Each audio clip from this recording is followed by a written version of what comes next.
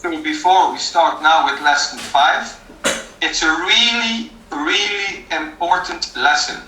I give the word now to Roy.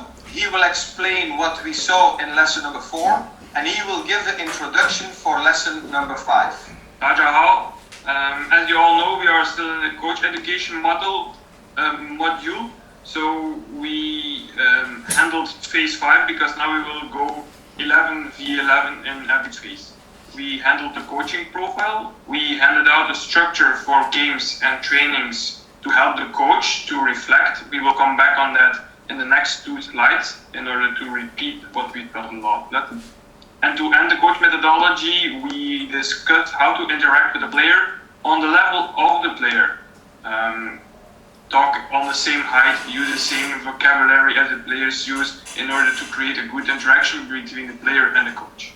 So if you look to this framework, and we will complete it on the end of the lesson because there will be added one extra part, you see everything we handled in the previous lessons. So you will have the game, which you will analyze in the 6 words: what, when, where, why, how, and who. Which reflection can I use during the training, the sentences or the questions I can reflect to myself in order to know, is my training going good? And then on the right hand side, it's all supported by the framework of our red print principles of CFA. So we will come back there into detail later on. But I want to stress, this is still not complete. In the end of this lesson, we will give you the complete overview, the complete framework, because we need to add some details to this framework. And when we end this lesson, you will see the complete framework. So I can already say, please, the slide, what you see here, completed with the extra information. This is one of the most important slides where we will refer to in each lesson, in each moment.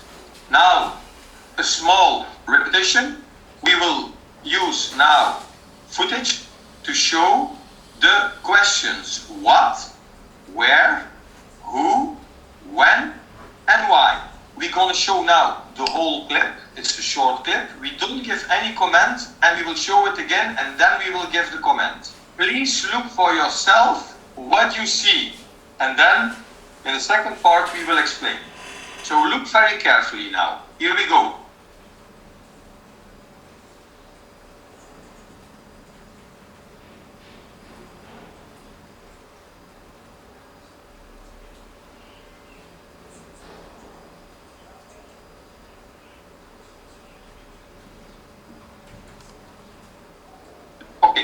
This is the clip. If you have been looking very carefully, you saw the words that Roy and me has added to this clip. Here again, you see it's all with a wide angle camera. So it means it's a normal camera, but they film it with a wide angle. What do you see? The goalkeeper want to build up. You see the 2 central defenders. You see the number 6. You see the number 8. You see the 2 fullbacks, you see the 2 strikers, and you see the number 10 of Saudi Arabia. What is China doing? They are putting high pressure in the final third. Roy made here one line. Here you can see the final third. What do you see? High block in phase of play number 3. We will call this phase of play number 3. You will see it later. Where is it? It's in the final third in phase of play number 3. Who are involved? The attackers, the strikers, and the midfield players. When does it happen? At the moment the goalkeeper is giving a goal kick. And why? Because the coach said we want to give high pressure on the build-up of Saudi Arabia. Okay? What, where, who, when, why? Again, the same question. We didn't use the word how here because it's on training. Look now here. So what can we conclude out of this situation? That the high pressure worked. So Saudi Arabia kicked the ball out, and the player who gives the ball to the Chinese player does it fast, which allows us to do a fast throw-in. So we have a new situation here. So we have the ball, so we are in ball possession. we're still in the third phase of play, but now we have the ball, so it's ball possession, like I said. And what are we doing? It's a fast decision of the player, so the fast throw-in is what is happening for the moment. Why are we doing this? Because the opponent is off guard, and we want to take fast advantage of the disorganization of the opponent.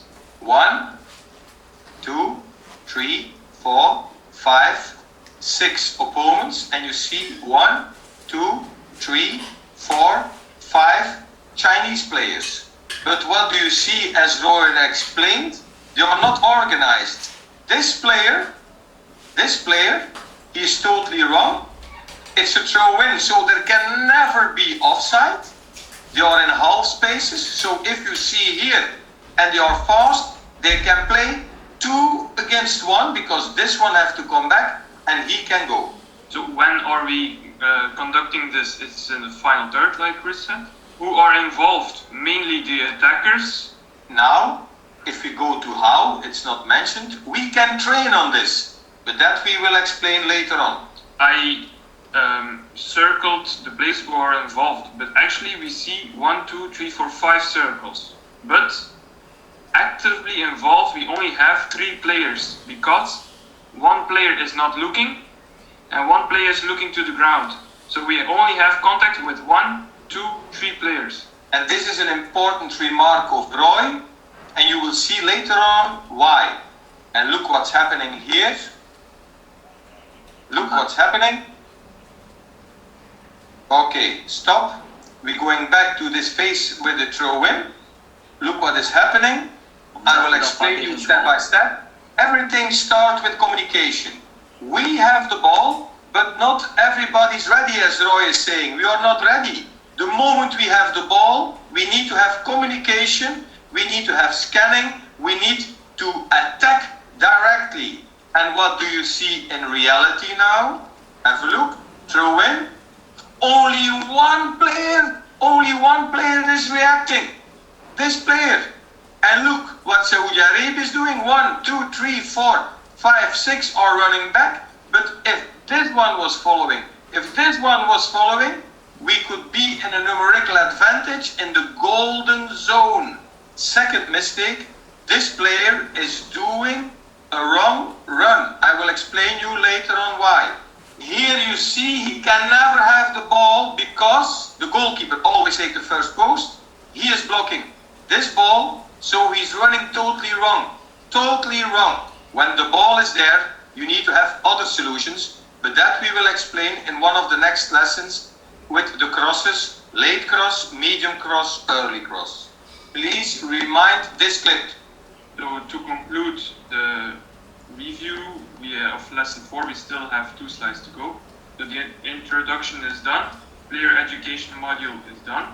We still have this lesson and lesson number 6 who will relate to the coaching education module.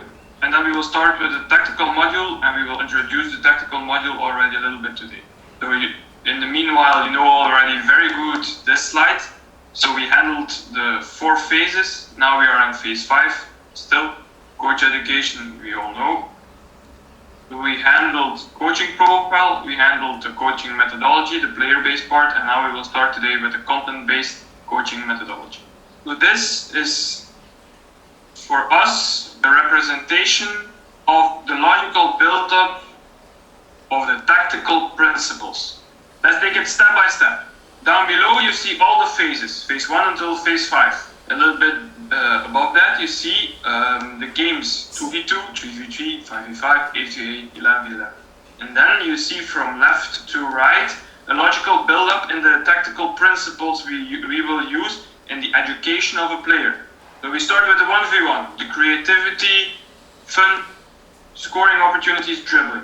Then we go to the general principles which we will introduce today, getting step by step the player knowledge with a little bit of tactical principles.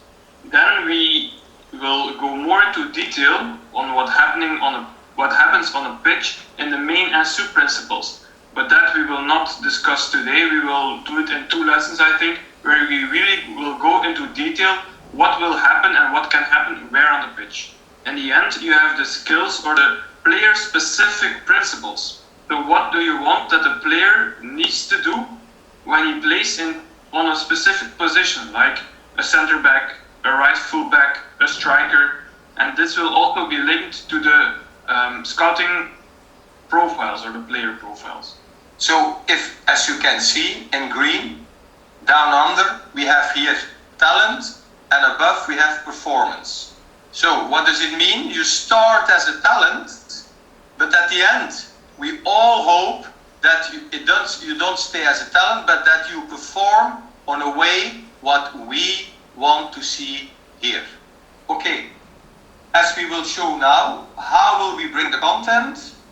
You see the whole page, 1 against 1, the general principles, the main and the sub-principle, and the skills. Just as a repetition that you can see it in another way. So low block, medium block, high block, and so on, we will explain in the next slide. So as we said, 1 against 1 is the base of everything, and then we have our general principles over the whole pitch. But the whole pitch we divide in phase of play 1 is a low block, phase of play 2 is medium block, phase of play 3 is a high block, but it means that we start from the beginning until the end. Phase of play 1, 2 and 3, it is when we have the ball, when we are in ball possession. Low block, medium block, high block means when we don't have the ball, when we lose the ball. As you saw in the footage with China against Saudi Arabia, you saw that we were standing, we didn't have the ball, we were standing in a high block, we were putting up high pressure, and we recuperated the ball directly. But you can know all the principles, but you have to train on it. And now we will start with the real training. From now on, how do we structure our training?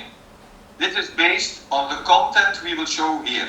We have in total 4 phases.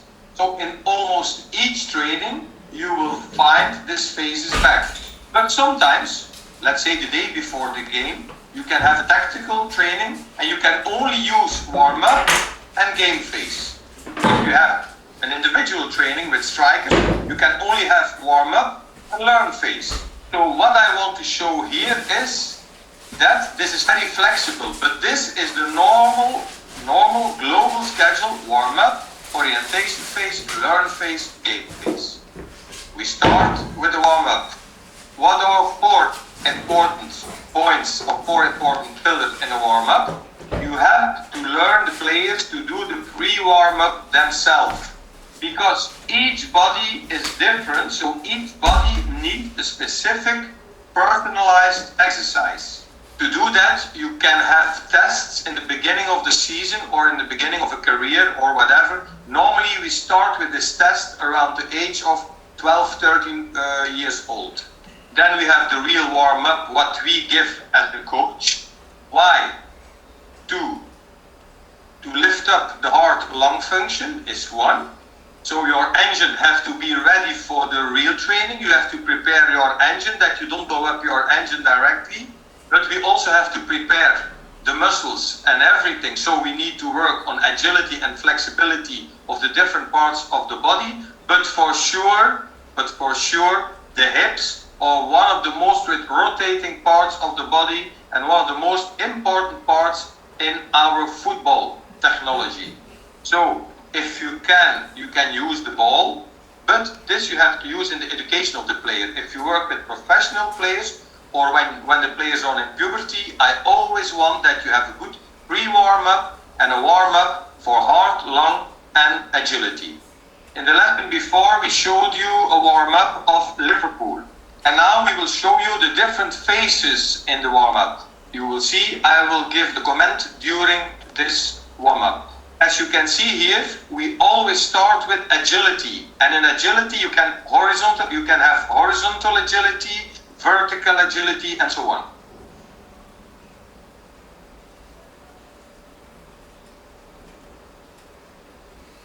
You see here the hip. 我爹爹可是战神吕布。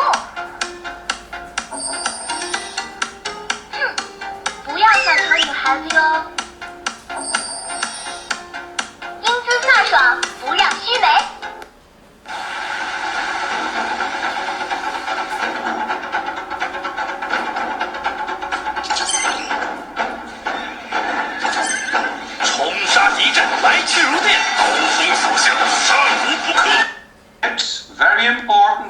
directly to start with the hips and adductors, right and left.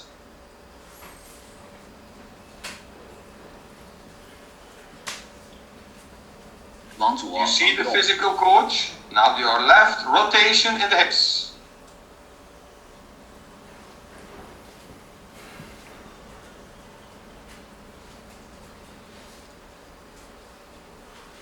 And look to the rhythm and the coordination. Very important to learn this from the beginning. So the hips, we start to prepare them. And now we change of direction, forwards, backwards. Look here, but again the rhythm is very important. You see tack, tack, tack, tack, tack, tack. Always the same rhythm, always the same footwork.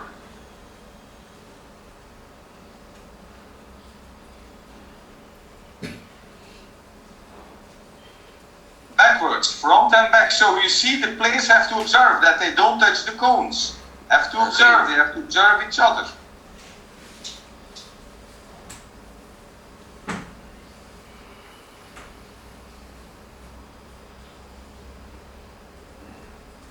Now you see that the physical coach is giving the next exercise, so you see that it's continuing on a fluent way.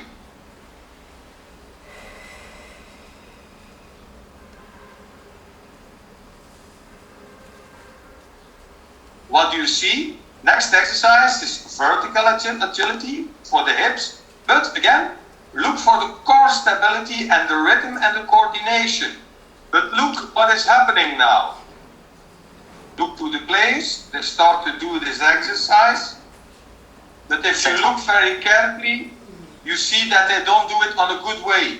And what do you see directly? The physical coach comes between, he asks concentration, he showed that the core stability has to be really vertical, and the players directly have to follow. He don't want that they lose any concentration on the performance level.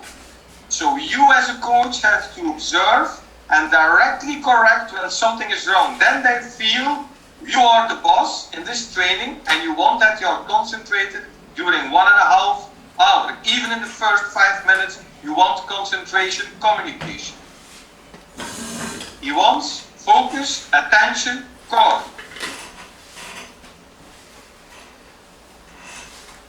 You see? He's showing how bad it was.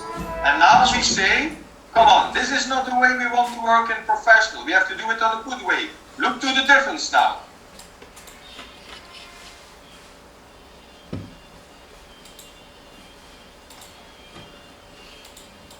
So even if they are professionals, you don't allow them to lose concentration and not to prepare their body.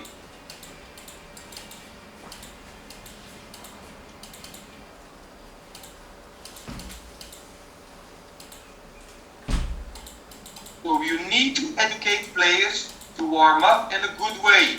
Now you will see heart lung function, it has to be faster, and we go on a horizontal way again. You see, tack, tack, tack, faster, faster, look to the arms.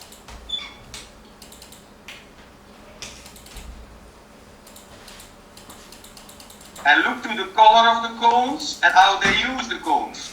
Look to the body and the rhythm.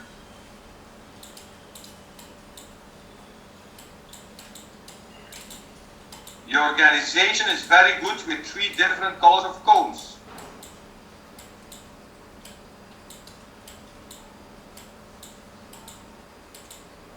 And what do you see now? That the concentration is much higher, that the tempo is much higher. You are going to the real moment of the training.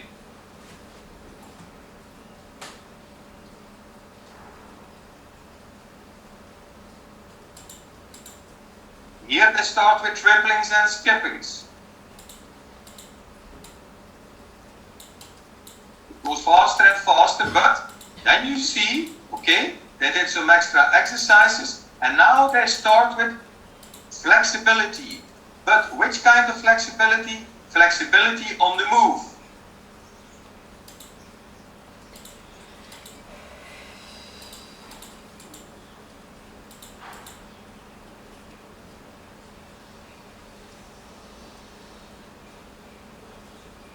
So that's why I call it dynamic flexibility, not static, but dynamic flexibility.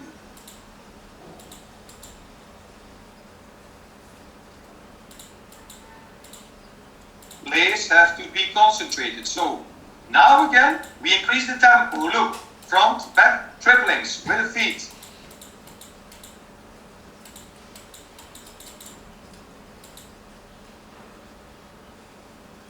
So we increase the tempo and then we start to have change of direction and coordinative footwork.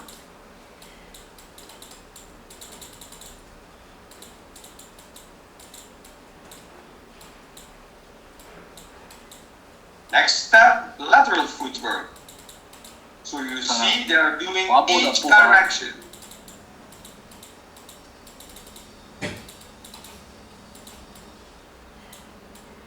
And here we are starting with more impulses for the muscles.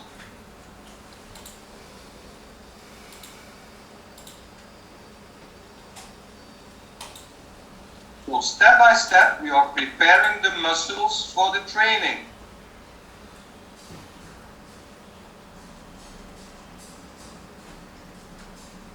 This is really important to prepare the players from when they are 12, 13 years old, that they know what they are doing when they are professional players.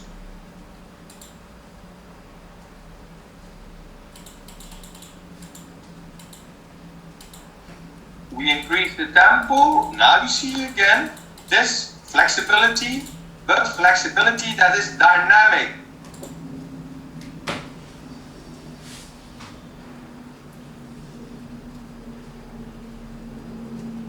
So what do you see here? This training, this warming up, has a really good structure, it's well organized, and it's following the logical way, and the coach is observing a lot.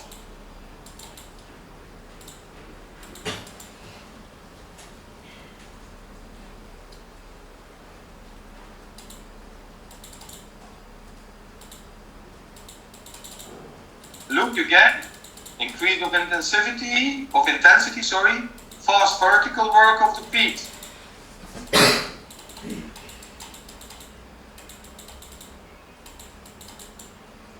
And look to the coach, he's keeping the rhythm.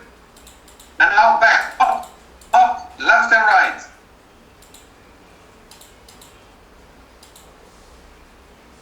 So you see, the heart rhythm is raising up.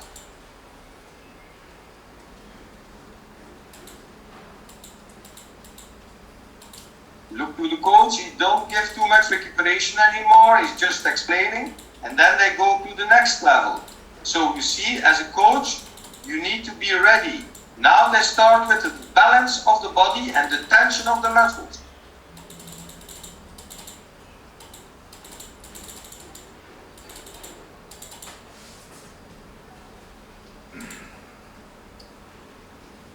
Now you're really activating your muscles and the rhythm. We call it the tension of the muscle.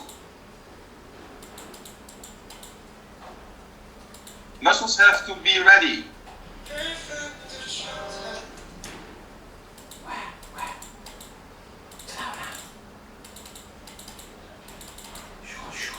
What do you see?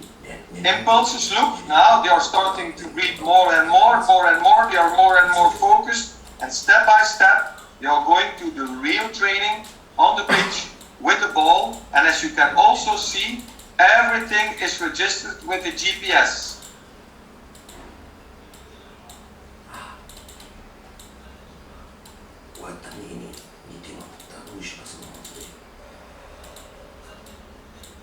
Now they are ready with the ball, they are ready to go with the ball, and what do you see? They take drinks.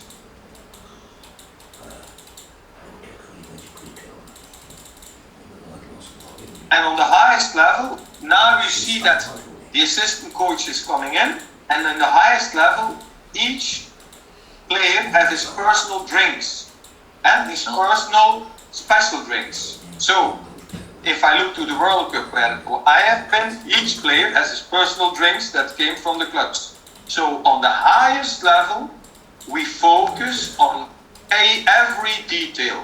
So what did you saw? We saw a very good warming up of the body. Now let's start with the ball. And what do we do in phase number 2, the orientation phase?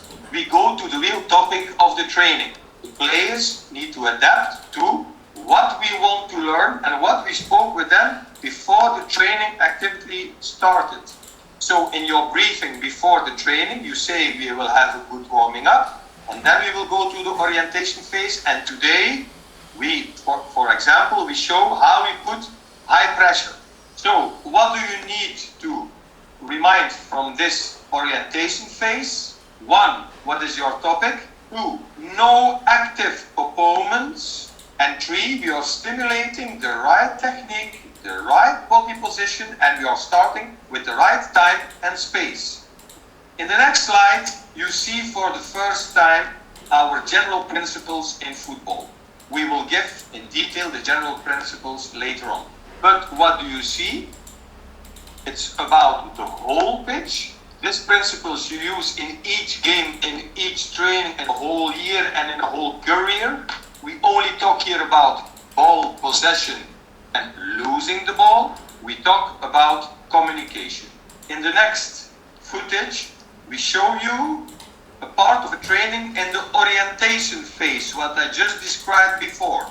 Roy recorded this training. As you can see, we always record all our trainings. This is a training of the U18 national team of Belgium. Have a look to the first phase, orientation phase. So you need to see the topic. You see that it is without any opponents, and you will see that the coach will correct everybody on the right technique, on the right timing, on the right space, and with the right body position. So you see, we don't use here real opponents, but we use artificial opponents to get used to the moment and the time and the space of the right technique. While you look, I will give commands. Okay? We start directly with foot and hard passing. Look to the body position.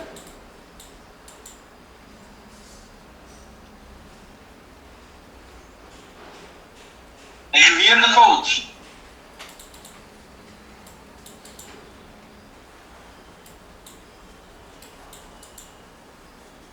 And what is important, it is very important, the control of this player. Always open up and a small, really small sprint of 1 or 2 meters. Look up, control, go a little bit.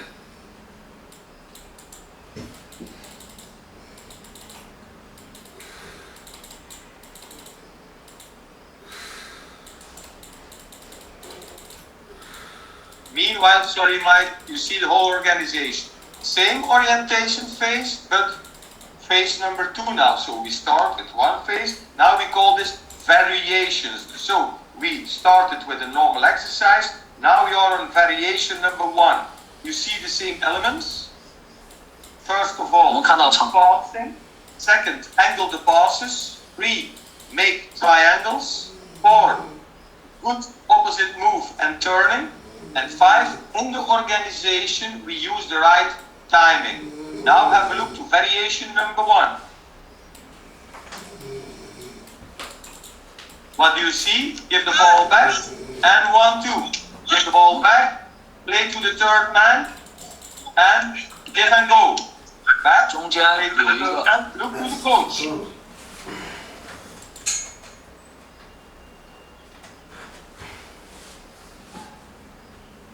He is going around, observing.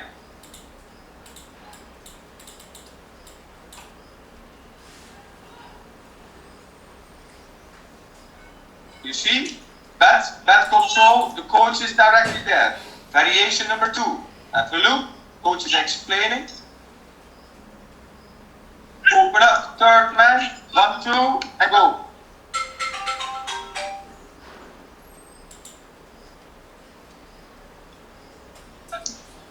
And always can.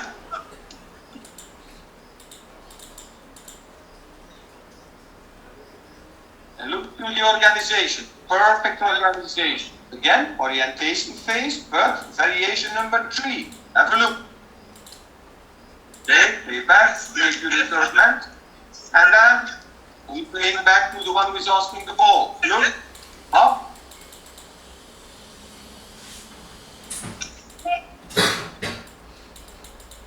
Integration of the triangles. You see here they have to think more and more concentration.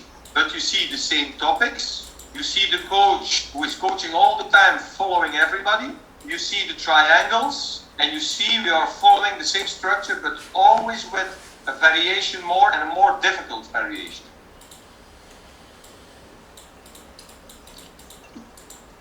Look.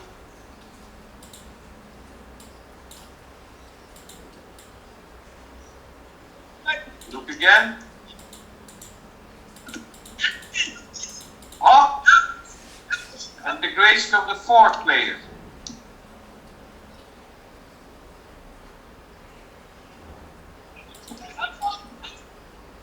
And you see, this organization is very fluently. It's not that there is a break. No, the players have to be concentrated because they are on the highest level national team. Have a look to the last variation.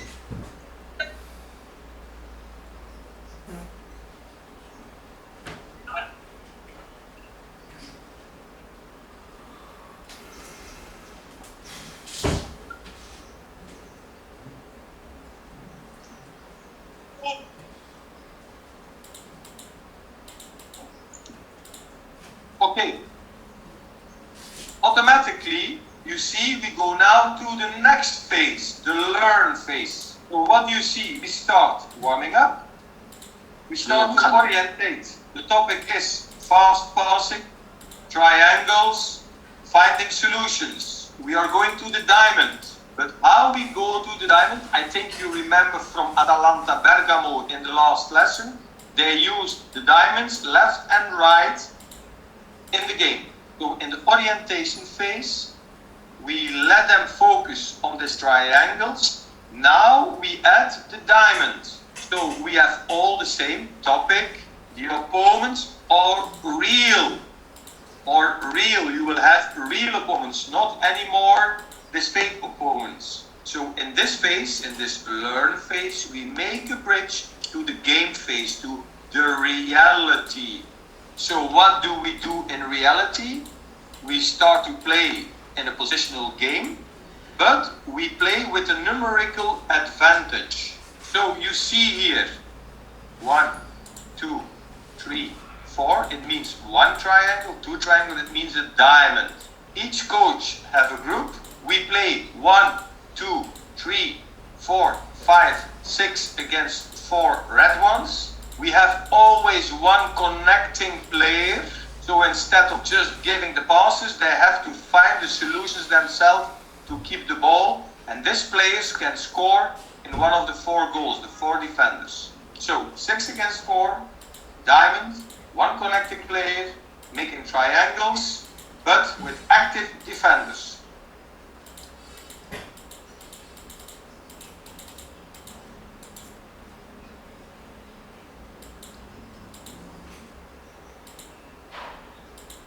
Have a look, ball is going around. You have the ball, they can score directly pressure.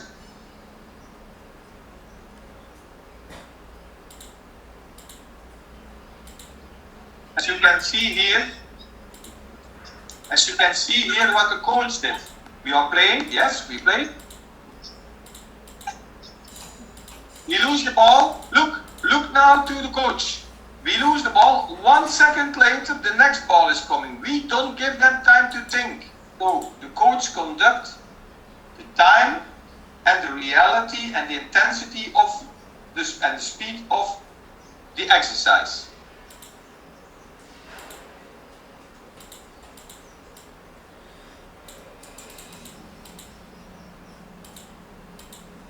What do you hear? All the time they are communicating with each other. I don't want that on a field you hear nothing. If you hear nothing on a field, it's not a training. If you see the last part of our general principles, it's about communication. Okay, you have a look.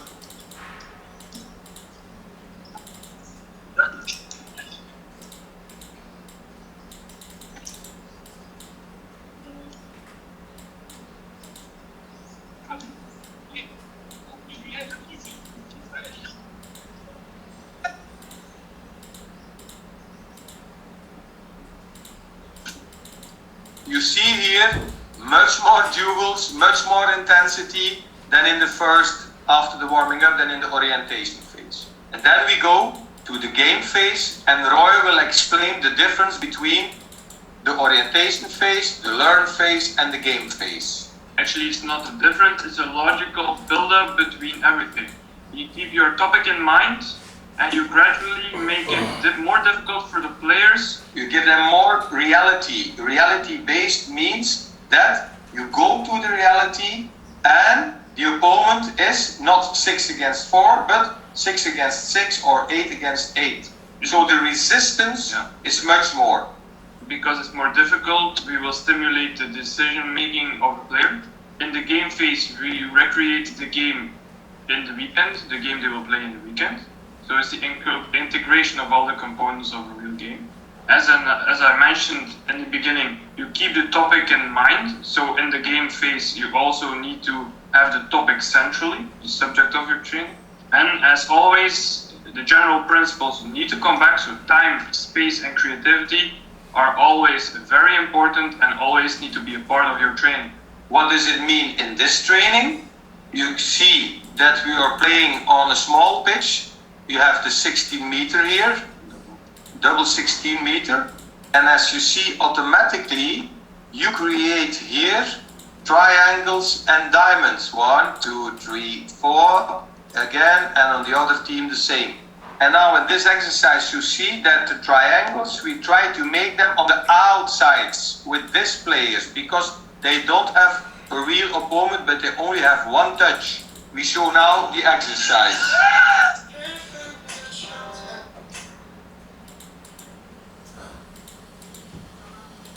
In the middle it's very intense. Making triangles, cross, and shooting. Directly transition.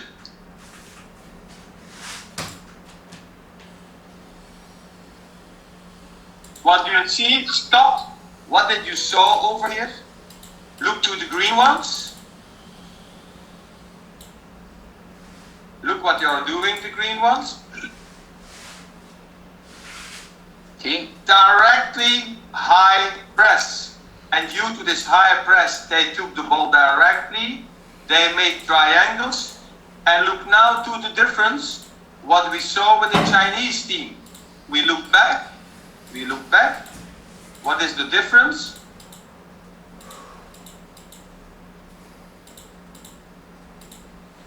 He's giving the ball and look directly. 1, 2, 3 players already in the box to score. So there is communication all the time. They don't think. And look to the result now.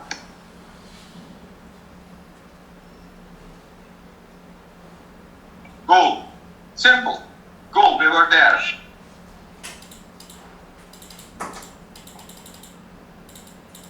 Directly new attack.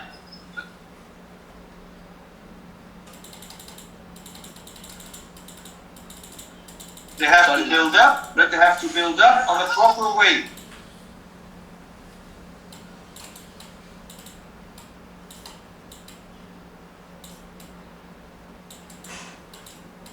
Look to the pressure. Communication. Angles. And you even see that the coaches are there to play with.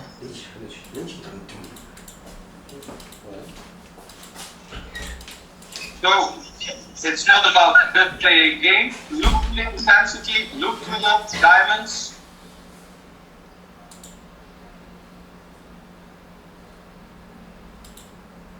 And the ball is almost never out.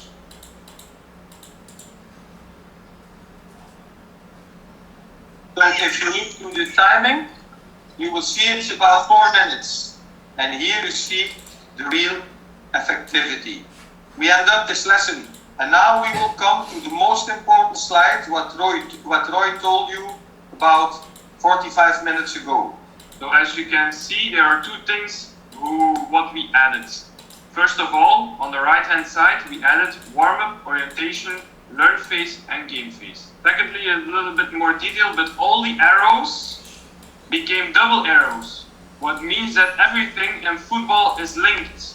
Everything you do will have an implication on the player, on the team, during the training, during the game. And to end up, it's all in the framework of the principles you will teach the players during their career. So now we handled the framework from game, training, how you can reflect as a coach. And in the next lessons, starting from 7, we will go more into detail into the principles on the right hand side. Everything starts with the game. And out from that game, you deduct. And here we give you the tools how to deduct. And next lessons, we will talk more and more about these principles. So what will be your reflection? You saw something in a game, this is your goal, this is how you want to train. During the week, you are training, and again, you have a new game. After the game, you look to your feedback, what you saw, and then you saw new things, and you begin again, and that's the circle. To give you a real example about that, for me, one of the best coaches in the world, we show you a development of an exercise of Mr. Pep Guardiola. We show you how, when you come in a new team, how we will implement is first rondo, 4 against 4 with 3 extra neutral jokers. This is the exercise. You see the 3 colors, the 3 neutral players. They maintain the possession with the team on the outside and look to the positions. What do you see? 1 triangle, 2 triangles, 3 triangles, 4 triangles. You see a diamond with connecting players. You see a diamond with connecting players. But you also see transition when they miss, when they lose the ball. Please have a look to the next 4 minutes, because afterwards we will ask our questions related to everything we saw today. Please have a look during the next 4 minutes. These are the technical and tactical concepts. And here you see, in reality, the exercise.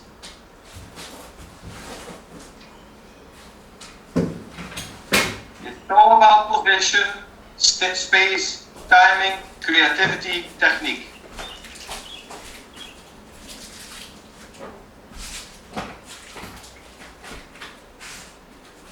It's always the exercise when you start with new players.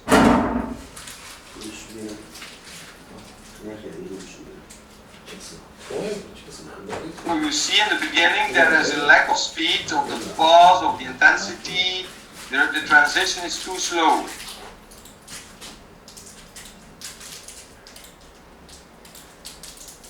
And then he starts his process, step by step, to come to results.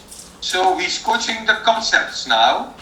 He's saying, attract the pressure, let them come, and then the space will come.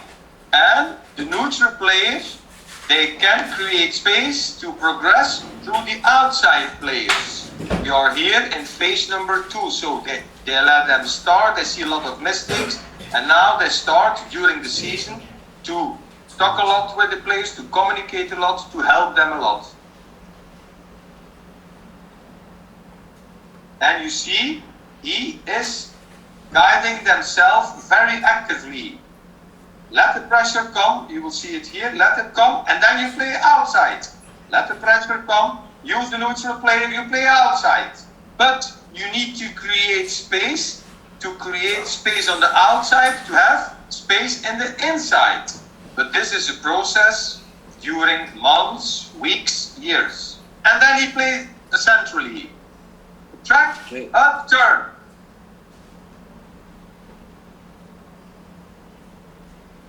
So you see here, you play up, you play back, and then you can play through.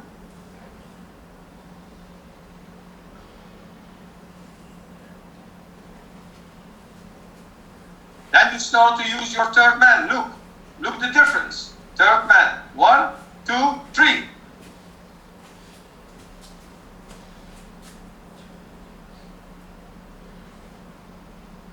So, attract your plays in the zone to play to the deeper players.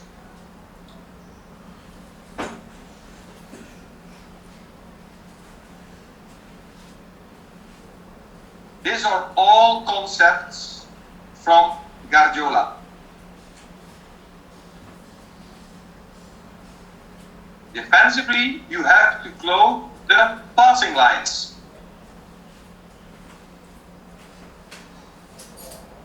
So if you saw the first training and you see this training, you see a lot of difference.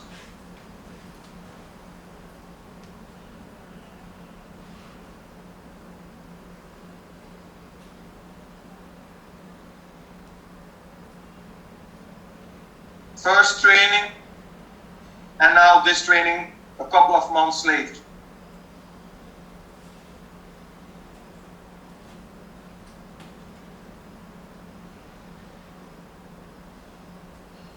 And as you can see, he coached very intensively.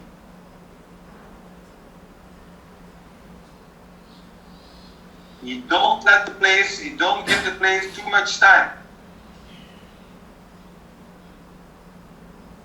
So he keep all the time the pressure on the players.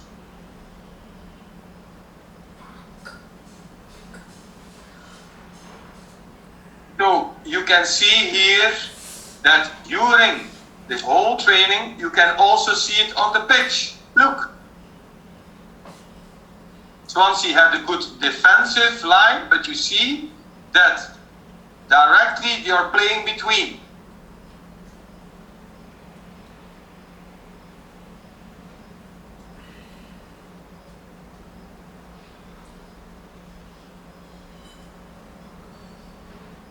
And you can use the goalkeeper, it's an extra play. Look, directly open, wait. You track the place, you wait.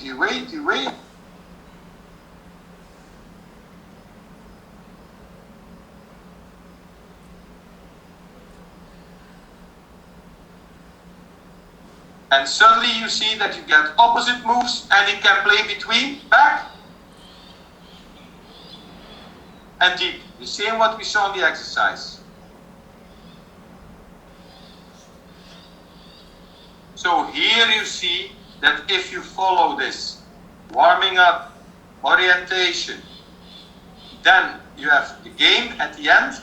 In this way, they are using much more easy exercises to come to the game phase. So Roy and myself want to finish with the question answers and the task. First is, what does Guardiola use? Why he used this exercise as a basic exercise in his philosophy? We know our build-up, warm-up, orientation phase, learn phase, game phase. Where can you put this exercise in one of the four? You have to give us 3 reasons why you want to put it in orientation, learn, or game. Beside the question and the answers, you have also a task. So next time, one of you have to present the training with the score and with the instructions that we gave today. So we give you the preview or the feedback from last lesson. We came to this lesson, and in this lesson it was about structure of a training. As you can see, we are building up in a logical way and we go more and more in detail into the real football life. So we hope that we give you a lot of inspiration and a lot of structure. Thank you very much. Thank you. Bye, Jen.